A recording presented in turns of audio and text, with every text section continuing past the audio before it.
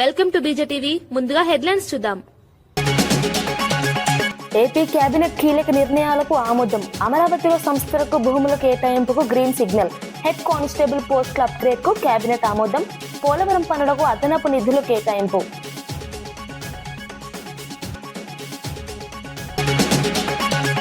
మూసీ ప్రాజెక్టుకు డిపిఆర్ ఉందా అని ప్రశ్నించిన హరీష్ రావు. డిపిఆర్ లేకుండానే ఇళ్ల కూల్చివేతలపై హరీష్ విమర్శ. మూసీ ప్రాజెక్టుపై ప్రభుత్వం స్పష్టత ఇవ్వాలన్న హరీష్, పేదలకు నోటీసులు ఇవ్వడం సరికాదన్న మాజీ మంత్రి.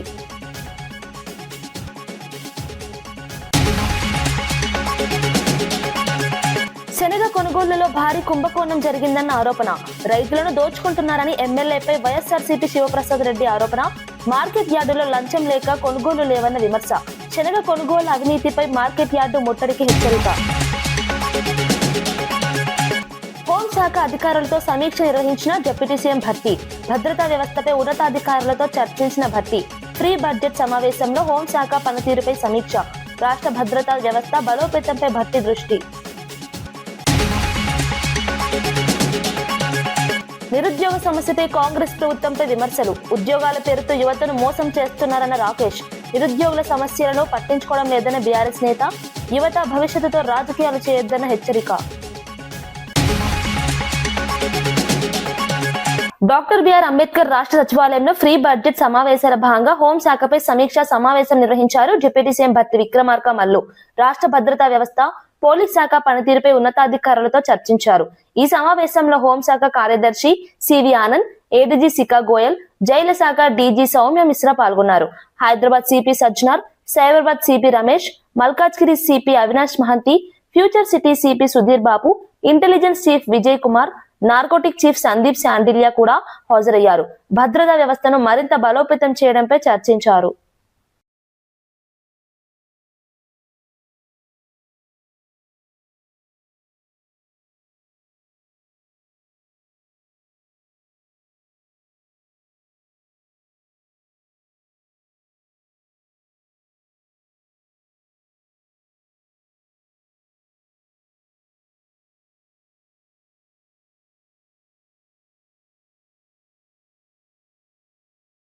మాంగళ్య షాపింగ్ మాల్ నమ్మకానికి మారుపేరుగా నిలుస్తుందని మంత్రి పొంగులేటి శ్రీనివాస్ రెడ్డి అన్నారు. వ్యాపార రంగంలో సుదీర్ఘ అనుభవంతో ఈ సంస్థ అనేక రాష్ట్రాల్లో విస్తరిస్తోందని పేర్కొన్నారు. మార్కెట్లో అందుబాటులో ఉన్న ఉత్తమ నాణ్యత గల వస్తువులను అందిస్తున్నందున మాంగళ్య షాపింగ్ మాల్ రోజు రోజుకు అభివృద్ధి చెందుతున్నారు. వినియోగదారుల నమ్మకాన్ని నిలబెట్టుకుంటూ వ్యాపారాన్ని విస్తరించుకుంటోందని చెప్పారు. నాణ్యతకు ప్రాధాన్యత ఇవ్వడం వల్ల ఈ సంస్థకు మంచి గుర్తింపు వచ్చిందని మంత్రి పొంగులేటి అభిప్రాయం వ్యక్తం చేశారు.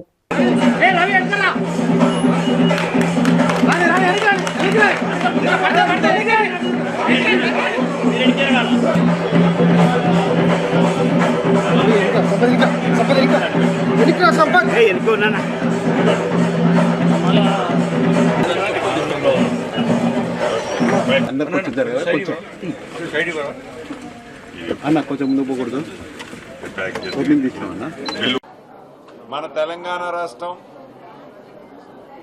పక్కనున్న ఆంధ్రప్రదేశ్ రాష్ట్రం, తమిళనాడు రాష్ట్రంలో, కర్ణాటక రాష్ట్రాల్లో 3 రాష్ట్రాల్లో 30వ షాపుగా ఇది ఈనాడు మనం ఓపెన్ చేసుకోవడం జరుగుతుంది.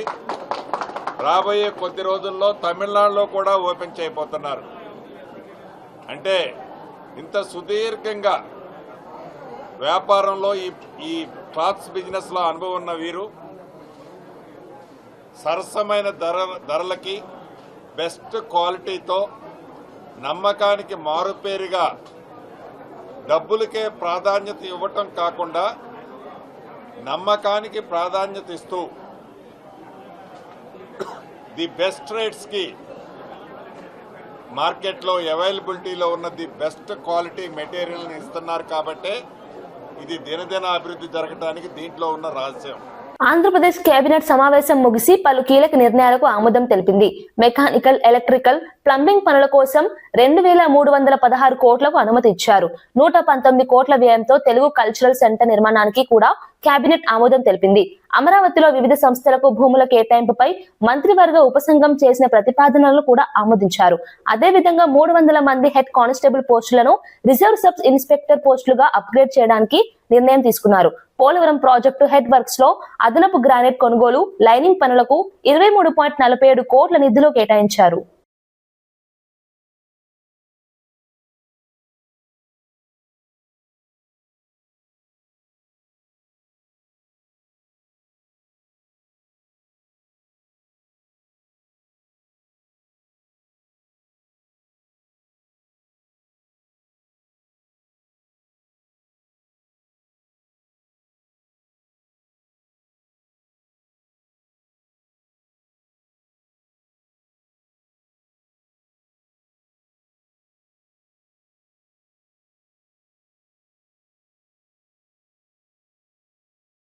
నిరుద్యోగ సమస్య కాంగ్రెస్ ప్రభుత్వ ప్రాధాన్యతలో లేదని బీఆర్ఎస్ నేత రాకేష్ రెడ్డి విమర్శించారు.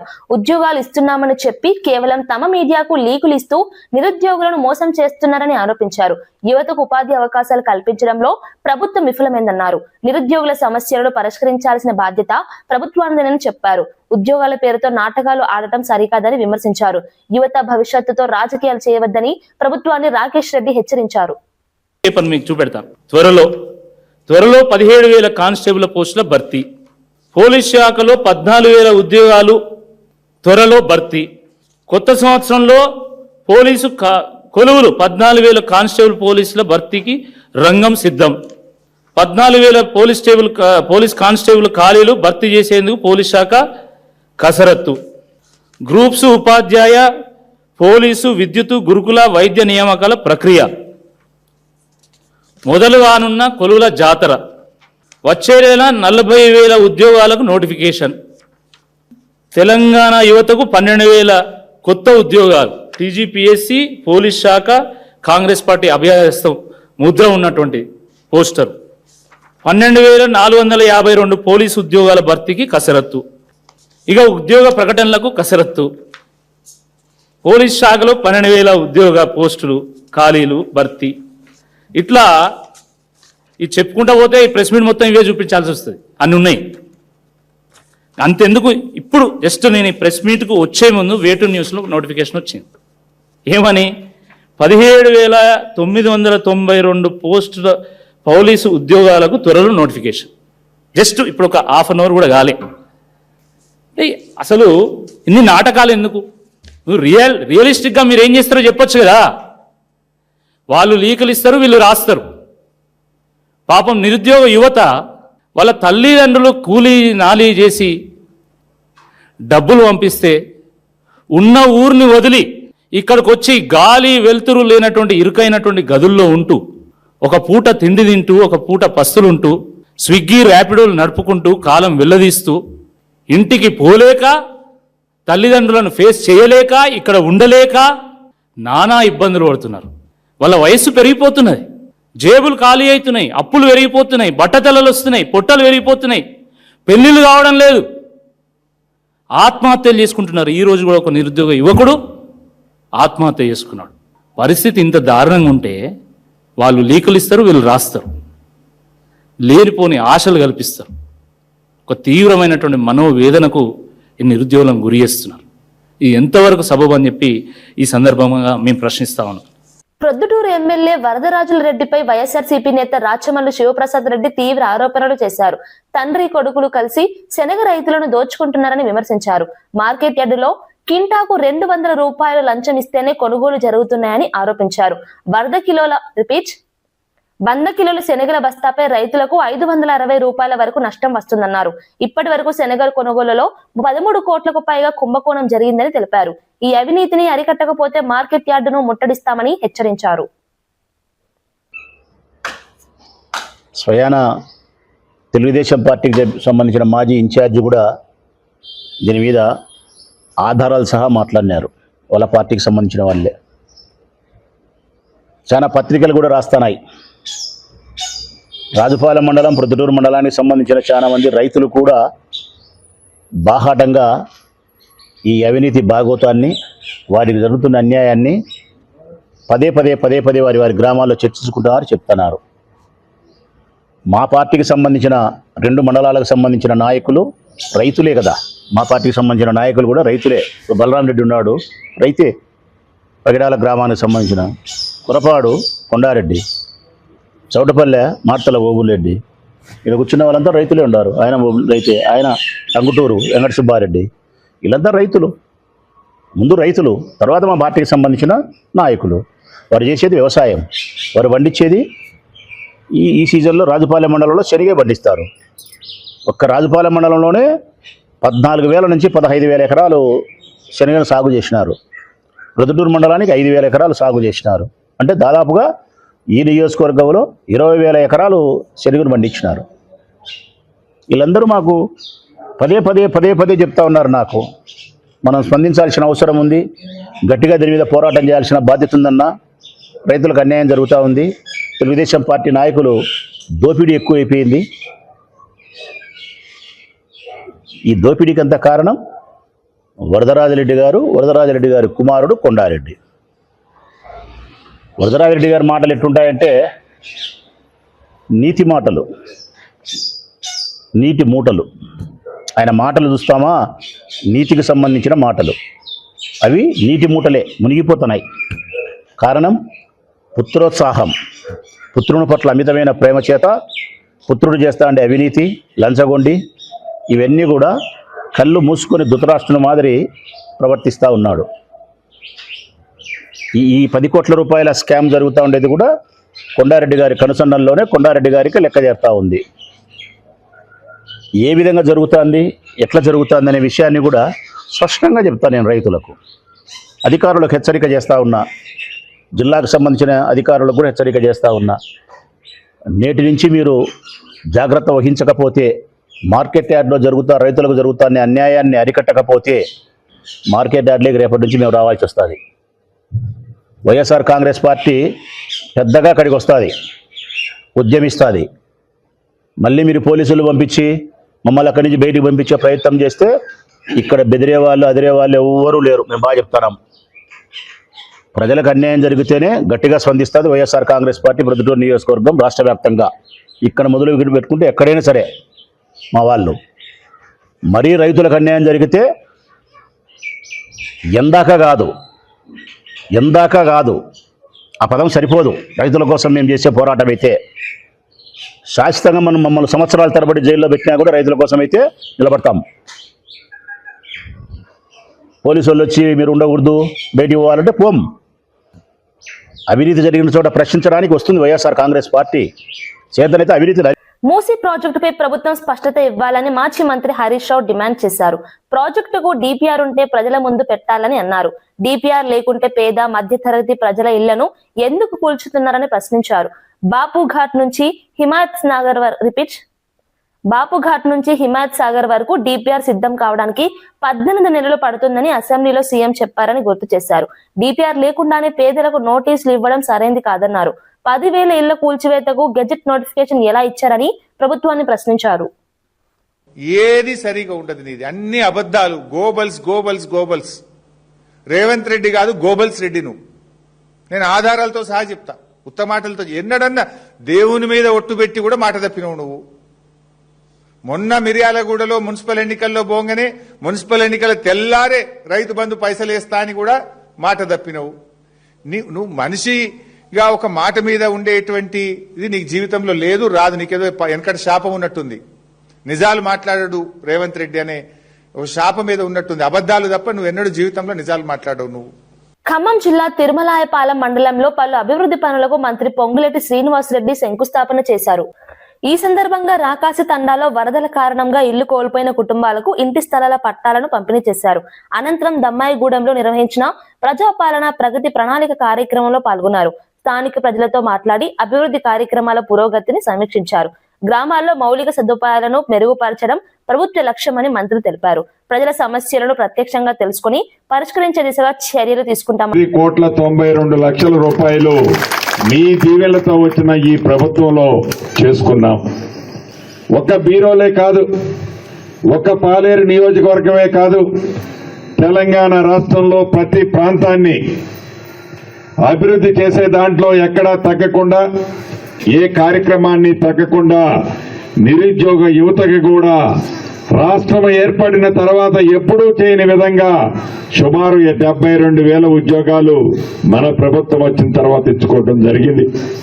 ఈ ప్రభుత్వం తప్పకుండా భవిష్యత్తులో పేదవాడికి మరింత అండదండలుగా ఉంటుంది. సామాజిక న్యాయం కాంగ్రెస్ పార్టీతోనే సాధ్యమని టీపీసీసీ అధ్యక్షుడు మహేష్ కుమార్ గౌడ్ అన్నారు. పార్టీ పదవుల్లో, ప్రభుత్వ పదవుల్లో అన్ని వర్గాలకు సమాన అవకాశాలు కల్పిస్తున్నామని తెలిపారు. ఎస్సీ విభాగాన్ని పీసీసీలో బలోపేతం చేయాలనే ఉద్దేశంతో ఎమ్మెల్యే కవ్వంపల్లి సత్యనారాయణకు కీలక బాధ్యతలు అప్పగించినట్లు చెప్పారు. రాజకీయ అనుభవం ఉన్న నాయకులను ముందుకు తీసుకువస్తూ పార్టీని బలోపేతం చేస్తున్నామని పేర్కొన్నారు. సమాజంలోని ప్రతి వర్గానికి న్యాయం జరిగేలా కాంగ్రెస్ పార్టీ కట్టుబడి ఉందని మహేష్ కుమార్ గౌడ్ స్పష్టం చేశారు. ఈ బాధ్యతను వారికి ఇవ్వడం జరిగింది. మిత్రులరా, కాంగ్రెస్ పార్టీ పునాదుల్లోనే దళిత వాదం ఉంది. దళిత వాదంతోనే కాంగ్రెస్ పార్టీ ఆవిర్భావమైందన్నమాట ఈ సందర్భంగా నేను గట్టిగా చెప్పదలుచుకున్నాను. కారణం ఎస్సీ, ఎస్టీ, బీసీ, మైనార్టీలకి పుట్టుక నుండి అండగా ఉంటున్న పార్టీ ఏదో ఉందంటే ఇది ఈ దేశంలో కాంగ్రెస్ పార్టీ. ఇలా ఒక దళిత నాయకుడు దేశ అధ్యక్షుడిగా, మనందరికి అధ్యక్షుడిగా ఉన్నటువంటి పార్టీ దేశంలో ఏదైనా ఉంది అంటే ఇది కాంగ్రెస్ పార్టీ. మల్లికార్జున ఖర్గే గారు మనందరికీ నాయకత్వం వహిస్తున్న సందర్భం మనం మర్చిపోకూడదు. కాంగ్రెస్ పార్టీలో ఎలా సముచిత స్థానాలు దొరుకుతాయో ఒకసారి మీకు ఉదాహరణకు చెప్తాను. రెడ్డి బిడ్డ అయినట్టు రేవంత్ రెడ్డి ముఖ్యమంత్రి అవుతే బీసీ అయినట్టు నాకు పీసీసీ అధ్యక్షుడు ఇచ్చారు. దళితులైన బట్టి గారికి డిప్యూటీ ముఖ్యమంత్రి ఇచ్చారు. మరో దళితుడికి స్పీకర్ పదవే కాకుండా 17% ఉన్నటువంటి ఎస్సీలకి 4 మంత్రి పదవులు ఇచ్చి సత్కరించినటువంటి సత్తా కాంగ్రెస్ పార్టీదనే మాట ఈ సందర్భంగా నేను మనవి చేస్తా ఉన్నాను. జిల్లా కాంగ్రెస్ కమిటీ అధ్యక్షుడు నియామకం చేస్తే మిత్రులారా 36లో 29 ఎస్సీ, ఎస్టీ, బీసీ, మైనార్టీకి ఇచ్చిన ఘనత కాంగ్రెస్ పార్టీది. దాంట్లో 4కి ఎస్సీలకు డీసీసీ అధ్యక్షుడిగా చేసిన ఘనత కూడా కాంగ్రెస్ పార్టీది. పిసిసి ఉపాధ్యక్షులు 5, ప్రధాన కార్యదర్శులు 9 మందికి ఇచ్చి దళిత పక్షపాతి కాంగ్రెస్ పార్టీ అనే మాట ప్రజలకు తెలియజేసిన సందర్భం. కాంగ్రెస్ పార్టీలోని సాధ్యం. ఇంత పెద్ద పదవి వచ్చినా భవిష్యత్తులో అది కాంగ్రెస్ పార్టీలో సాధ్యం కానీ ఏ ఇతర పార్టీలో సాధ్యం కాదు మిత్రమా. ఇలా సోనియా గాంధీ గారు, రాహుల్ గాంధీ గారు, ఖర్గే గారు కన్న కలల్ని సాకారం చేస్తూ ఈ రాష్ట్ర ముఖ్యమంత్రి రేవంత్ రెడ్డి గారు 90 ఏళ్ల తర్వాత రాష్ట్రంలో హెల్త్ టూరిజాన్ని అభివృద్ధి చేసే దిశగా ప్రత్యేక కార్యక్రమాలు చేపడుతున్నామని మంత్రి దామోదర రాజనరసింహ తెలిపారు. హెల్త్ టూరిజం మీద ప్రతి సంవత్సరం ప్రత్యేక ఈవెంట్ నిర్వహించాలని ప్రభుత్వం నిర్ణయించిందన్నారు. ఇందుకోసం ప్రత్యేక ట్రైనింగ్ ఇన్స్టిట్యూట్ ఏర్పాటు చేసి దానికి రీసెర్చ్ వింగ్ ను జత చేయనున్నట్లు చెప్పారు. ప్రతి 3 నెలలకు ఒకసారి వర్క్ షాప్లు నిర్వహించి వైద్య రంగంలో నైపుణ్యాన్ని పెంపొందించనున్నట్లు తెలిపారు. నర్సింగ్ అధికారులకు జపాన్, జర్మనీ భాషలపై శిక్షణ కూడా ప్రారంభించామని వెల్లడించారు. పేదలకు అత్యున్నత వైద్య సేవలు అందుబాటులో ఉండాలన్నదే ప్రభుత్వ లక్ష్యమని మంత్రి తెలిపారు. Japanese language and German language. The reason is there is a lot of scope for the nursing officers in these countries. The passion of the government, the commitment of the government, the commitment of my leader is the common man with regard to health services. He should not suffer due to out-of-pocket expenditure. With regard to the education, the quality education, the skill education, the secure education, the comfort education is a need of the hour which my Chief Minister has. I just wanted to share the vision of the government. I once again congratulate Anil and the team for coming up with such a huge, so much of infra and the modern technology, equipment with modern technology. Speaker నిర్ణయంపై కేటీఆర్ చేసిన వ్యాఖ్యలను TPCC అధికార ప్రతినిధి doctor Charan Kaushik Yadav తీవ్రంగా ఖండించారు. దళిత speaker ను అవమానించేలా మాట్లాడడం సరికాదని అన్నారు. గతంలో 2014 నుంచి 2023 వరకు బీఆర్ఎస్ పార్టీ ఇతర పార్టీల నుంచి ఎమ్మెల్యేలు, ఎంపీలు, ఎమ్మెల్సీలను చేర్చుకుని ఫిరాయింపులకు పాల్పడిందని గుర్తు చేశారు. దేశవ్యాప్తంగా బీజేపీ కూడా ఫిరాయింపుల ద్వారా ప్రభుత్వాలు ఏర్పాటు చేసిన ఉదాహరణలు ఉన్నాయని చెప్పారు. పార్టీ ఫిరాయింపుల అంశంపై బీఆర్ఎస్, బీజేపీ మాట్లాడే నైతిక హక్కు లేదని వ్యాఖ్యానించారు. దాడి అని చెప్పేసి ఒక దళిత స్పీకర్ ను పట్టుకొని కేటీఆర్ గారు నోటికి ఏదొస్తే అది మాట్లాడే ప్రయత్నం వారు చేస్తూ ఉన్నారు. వారి వ్యాఖ్యలను తీవ్రంగా ఖండిస్తూ బీఆర్ఎస్ పార్టీ 2014 నుంచి 2023 వరకు 58 మంది ఇతర పార్టీల నుంచి చేర్చుకున్నారు. కాంగ్రెస్ పార్టీ నుంచి, టీడీపీ నుంచి, వైఎస్ఆర్సీపీ నుంచి, అదే కాకుండా బీఎస్పీ నుంచి, సిపిఐ పార్టీ నుంచి, ఆల్ ఇండియా ఫార్వర్డ్ బ్లాక్ నుంచి దాదాపు 58 మందిని ఎమ్మెల్యేలని, ఎంపీలని, ఎమ్మెల్సీని జాయిన్ చేసుకొని పార్టీ ఫిరాయింపుల పాల్పడితే బీఆర్ఎస్ పార్టీ 2014లో కావచ్చు, 2018లో కావచ్చు. 2014లో 63 స్థానాలు గెలిచినప్పుడు పార్టీ ఫిరాయింపులకు పాల్పడరు. 2018లో 190 స్థానాలు గెలిచినప్పుడు కూడా పార్టీ ఫిరాయింపులకు పాల్పడి తెలంగాణ రాష్ట్రంలో ప్రజాస్వామ్యం లేకుండా చేసిందే బీఆర్ఎస్ పార్టీ. టీడీఎల్పీ ఆనాడే రాజ్యసభలో మెర్జ్ అయినప్పుడు ఇప్పుడు ఆంధ్ర రాష్ట్రంలో చంద్రబాబు నాయుడు గారు ఎట్లా టీడీపీ నుంచి ముఖ్యమంత్రిగా ఉన్నారు? దాని సమాధానం బండి సంజయ్ గారు చెప్పాలి. దేశంలో పార్టీ ఫిరాయింపులకు పాల్పడేది భారతీయ జనతా పార్టీ. ఏకంగా మహారాష్ట్రలో శివసేన ఎన్సీపీ చిలిసి ఏ విధంగా అధికారులకు వచ్చిరో చూశారు. కర్ణాటకలో ఏ విధంగా కాంగ్రెస్ పార్టీ కావచ్చు, అదే కాకుండా జనతాదళ సెక్యులర్ ఏ విధంగా చీల్చి అధికారులకు వచ్చారు కర్ణాటక ప్రజలు చూశారు. అదే కాకుండా మధ్యప్రదేశ్ లో కాంగ్రెస్ పార్టీని చీల్చి ఏ విధంగా మధ్యప్రదేశ్ లో భారతీయ జనతా పార్టీ అధికారులకు వచ్చారో ఆ రాష్ట్ర ప్రజలు కూడా చూశారు. కాబట్టి పార్టీ ఫిరాయింపుల గురించి భారతీయ జనతా పార్టీ అయినా లేదు బీఆర్ఎస్ పార్టీ ఎంత తక్కువ మాట్లాడుతుందో మంచిది. ఈ దేశంలో పార్టీ ఫిరాయింపులు అత్యధికంగా పాల్పడేదే భారతీయ జనతా పార్టీ, తెలంగాణ రాష్ట్రంలో బీఆర్ఎస్ పార్టీ. ఈ రెండు పార్టీలకు మాట్లాడే నైతిక అర్హత లేదు. బండి సంజయ్ గారైనా కేటీఆర్ గారైనా తెలంగాణ రాష్ట్ర ప్రజలను తప్పుదారి పట్టించే ప్రయత్నం, అదేగాక ఒక దళిత స్పీకర్ను అవమానించే ప్రయత్నం జరుగుతూ ఉంది. దేశంలో భారతీయ జనతా పార్టీ ఏ విధంగా ఈడీ ఇన్కమ్ ట్యాక్స్ సిబిఐని ఏ విధంగా వాడుకుంటుందో దేశ ప్రజలు చూసారు. లాస్ట్ ఎలక్షన్ కమిషన్ కూడా వాడుకునే ప్రయత్నం, అదే కాకుండా పార్లమెంట్ లో స్పీకర్ ఓం బిర్లాను కూడా వాడుకొని ప్రతిపక్షాల గొంతు నొక్కే ప్రయత్నం కూడా భారతీయ జనతా పార్టీ చేస్తా ఉంది. ప్రజాస్వామ్యం గురించి భారతీయ జనతా పార్టీ మాట్లాడితే దేశ ప్రజలు నవ్వుకుంటారు మిస్టర్ బండి సంజయ్ గారు. అదే కాకుండా కేటీఆర్ గారు దళిత స్పీకర్ అవమానించడాన్ని. అన్నదాత సుఖీభవ పథకం కింద ఆంధ్రప్రదేశ్ ప్రభుత్వం రైతులకు ఆర్థిక సహాయం అందిస్తోంది. కూటమి ప్రభుత్వం రైతులకు సంవత్సరానికి 20,000 రూపాయల సహాయం అందిస్తున్నట్లు మంత్రి మర్రెడ్డి శ్రీనివాస్ రెడ్డి తెలిపారు. మూడో విడతలో భాగంగా ముఖ్యమంత్రి చంద్రబాబు నాయుడు 46,85,838 మందికి రైతుల బ్యాంకు ఖాతాల్లో 8,935 కోట్ల రూపాయలను జమ చేస్తున్నారు. ప్రతి రైతుకు 6,000 రూపాయలు జమ అవుతున్నట్లు తెలిపారు. విత్తనం నుంచి మార్కెట్ వరకు వ్యవసాయాన్ని బలోపేతం చేస్తున్నామని ప్రభుత్వం పేర్కొంది. పంట కొనుగోలు చేసిన 24 నుంచి 48 గంటల్లో రైతులకు చెల్లింపులు జరిగేలా చర్యలు తీసుకుంటున్నట్లు అధికారులు వెల్లడించారు. మీ ప్రభుత్వ హయాంలో సంవత్సరానికి 1,000-1,200 మంది రైతాంగం ఆత్మహత్యలు చేసుకుని భారతదేశ చరిత్రలో 13 జిల్లాల చిన్న రాష్ట్రం రైతుల ఆత్మహత్యల్లో 3వ స్థానంలో, కౌలు రైతుల ఆత్మహత్యల్లో 2వ స్థానంలో నిలిచింది అంటే వ్యవసాయం పట్ల మీ ప్రభుత్వం యొక్క బాధ్యత లేని తనం చాలా స్పష్టంగా కనపడింది. ఈ రోజు కూటమి ప్రభుత్వం అన్నదాత సుఖీభావకి 20,000 రూపాయలు అందించేటువంటి దాంట్లో 46,80,000 మందికి మేము స్పష్టంగా చెప్తున్నాం. మీ ప్రభుత్వ హయాంలో చెప్పినట్టు కాకి లెక్కలు చెప్పడం లేదు. 5 సంవత్సరాలు బారుకి కూడా 13,500 రూపాయల చొప్పున 67,500 రూపాయలు తమ ఖాతాల్లో జమపడిన రైతు ఒక్కడైనా మీ ప్రభుత్వ హయాంలో ఉన్నాడా? రైతాంగాన్ని మభ్యపెట్టినటువంటి ఘనత మీది. చేతైతే అవకాశం ఉంటే విలువైన సలహాలు ఇవ్వండి. ఖచ్చితంగా తీసుకొని రైతాంగానికి అది మేలు జరిగేదైతే ఖచ్చితంగా ఇంప్లిమెంట్ చేయడానికి ఈ ప్రభుత్వం సిద్ధంగా ఉందని చెప్పేసి తెలియజేస్తూ లేనిపోయిన అబండాలు, అసత్యాలు, అర్ధసత్యాలని మానుకోమని చెప్పి విజ్ఞప్తి చేస్తూ ఉన్నారు. తిరుమల శ్రీవారిని కేంద్ర సహాయ మంత్రి ఎల్ మురుగన్ దర్శించుకున్నారు. ఆయనతో పాటు తమిళనాడు బీజేపీ అధ్యక్షుడు నైనార్ నాగేంద్రన్ కూడా స్వామివారిని దర్శించుకున్నాడు. ఆలయంలో ప్రత్యేక పూజలు నిర్వహించి దేశాభివృద్ధి, ప్రజల ఆరోగ్యం కోసం స్వామివారిని ప్రార్థించారు. ప్రపంచం యుద్ధ వాతావరణంలో ఉన్నప్పటికీ ప్రధాని మోదీ నాయకత్వంలో భారత్ సురక్షితంగా ఉందని మురుగన్ తెలిపారు. భారతదేశం మరింత శక్తివంతమైన దేశంగా ఎదగాలని కోరుకున్నట్లు నైనార్ నాగేంద్రన్ వెల్లడించారు. అనంతరం ఆలయ అధికారులు వారికి తీర్థ ప్రసాదాలు అందజేశారు. சட்டப்படி நடவடிக்கை எடுக்கப்படும் என திருமலை திருப்பதி தேவஸ்தானம் எச்சரிக்கிறது.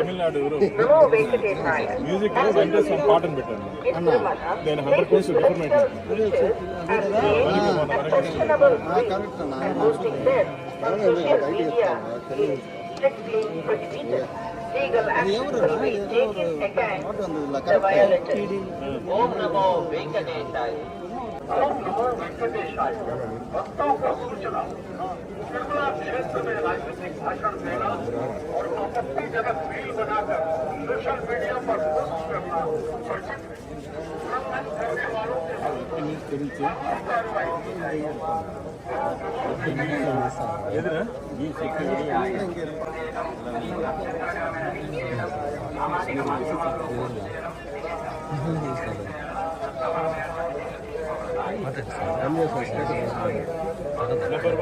ఢిల్లీ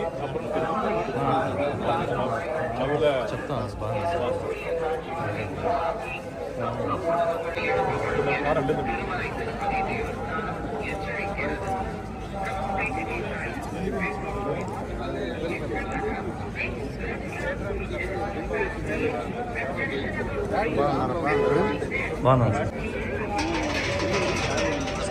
మీకు అందరూ కూడా today I came with along with my state president and Banu Prasad Reddy ji, and we had a darshan and we took Ashirwad and we had a pray to the Venkatachalamadi Perumal to progressive and wellness and prosperity of the country. Our country is very safe. We are all and also I pray for the everyone. వార్తలు ముగించే ముందు ముఖ్యాంశాలు మరోసారి. AP cabinet కీలక నిర్ణయాలకు ఆమోదం. అమరావతిలో సంస్థలకు భూముల కేటాయింపుకు గ్రీన్ సిగ్నల్. హెడ్ కానిస్టేబుల్ పోస్టుల అప్గ్రేడ్ కు కేబినెట్ ఆమోదం. పోలవరం పనులకు అదనపు నిధులు కేటాయింపు.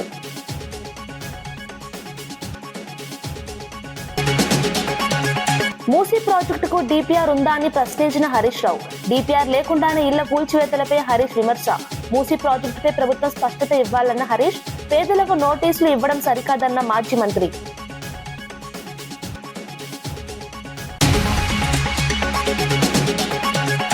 శనగ కొనుగోలులో భారీ కుంభకోణం జరిగిందన్న ఆరోపణ. రైతులను దోచుకుంటున్నారని ఎమ్మెల్యేపై వైఎస్ఆర్సీపీ శివప్రసాద్ రెడ్డి ఆరోపణ. మార్కెట్ యార్డులో లంచం లేక కొనుగోలు లేవన్న విమర్శ. శనగ కొనుగోలు అవినీతిపై మార్కెట్ యార్డు ముట్టడికి హెచ్చరిక. హోంశాఖ అధికారులతో సమీక్ష నిర్వహించిన డిప్యూటీ సీఎం భర్తీ. భద్రతా వ్యవస్థపై ఉన్నతాధికారులతో చర్చించిన భర్తీ. ఫ్రీ బడ్జెట్ సమావేశంలో హోంశాఖ పనితీరుపై సమీక్ష. రాష్ట్ర భద్రతా వ్యవస్థ బలోపేతంపై భర్తీ దృష్టి. నిరుద్యోగ సమస్యపై కాంగ్రెస్ ప్రభుత్వంపై విమర్శలు. ఉద్యోగాల పేరుతో యువతను మోసం చేస్తున్నారన్న రాకేష్. నిరుద్యోగుల సమస్యలను పట్టించుకోవడం లేదన్న బీఆర్ఎస్ నేత. యువత భవిష్యత్తుతో రాజకీయాలు చేయొద్దన్న హెచ్చరిక. ఇవి ఈనాటి వార్తా విశేషాలు. మరో బులెటిన్లో మళ్ళీ కలుద్దాం. నమస్కారం.